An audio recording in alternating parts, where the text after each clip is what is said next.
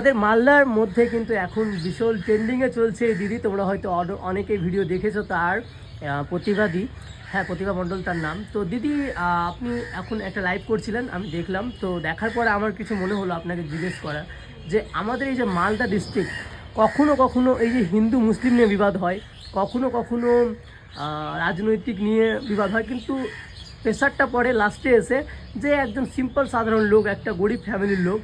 তো এই সম্বন্ধে কি তুলে ধরবেন? আমরা একটা কথা আমার মনে পড়ছে যে রাজায় রাজায় যুদ্ধ হয়, উলো খাগড়ার পাঞ্জা। তো বুদ্ধি বজায় রাখবেন। কোনো রাজনৈতিক নেতা যখন উস্কানি দেয় না, যে এসে বলে দিল আপনাকে আজকে এই ধর্মের হয়ে স্লোগান দিতে হবে, আপনি এটা বলতে হবে না, আপনি তখন নিজের বুদ্ধিমত্ত দিয়ে নিজের বুদ্ধিটাকে আগে শান্তভাবে বসবেন, বুদ্ধিটা বজায় রাখবেন। ওই রাজনৈতিক নেতা এটা বলছে, তার মানে নিশ্চয়ই কোনো ওনার বেনিফিটস আছে, তার কারণে আপনাকে বলছে। আপনি তো বলতেই পারে, আপনি তার জন্য চলে যাবেন বাইরে বেরিয়ে, না দেখছেন আমাদের মধ্যে ইউনিটি নেই, তার জন্য ওরা আমাদেরকে অ্যাটাক করতে পারবে, এই যে এই উস্কানিমূলক কথাবার্তা।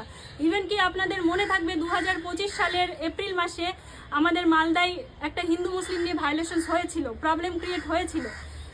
তখন কিন্তু আমি দেখেছিলাম যাদের মাথায় বুদ্ধি নেই তারাই তো এই কাজগুলো করে। যারা বুদ্ধিজীবী মানুষ তারা কিন্তু কখনো বাইরে যায় না, তারা আপনাদেরকে এগিয়ে দেবে যে আপনারা যুদ্ধ করুন, তারা কিন্তু পেছনে বিন্দাস বসে, তারা কখনো কিন্তু কোর্ট কাচালিতেও জড়ায় না।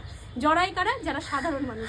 তো আপনাকে বলবে আপনার ধর্মকে আপনি ভালোবাসুন, কিন্তু সেটা ঘরে ভালোবাসুন, মন্দিরে ভালোবাসুন, কিন্তু কোনো রাজনৈতিক কথা, রাজনৈতিক নেতার উস্কানিতে নয়। যে আজকে রাজনৈতিক নেতা একটা স্লোগান দিতে এসছে, আপনি চলে গেলেন সেখানে, তারপরে গিয়ে ওনার কথা মতো না, উনি বলে গেছেন ওনার ইনস্ট্রাকশনে এই কটা মানুষকে আমরা বাড়িঘর পুড়িয়ে দেবো বা বাড়িঘরে ইট পাটকেল মারবো। কেন করবেন? কেন যাবেন? ওনারা কি আপনাকে খেতে দিচ্ছেন? আপনার ট্যাক্সের টাকায় আপনি খাচ্ছেন, এটা মাথায় রাখবেন। উনি আপনাকে পেমেন্ট করছে না।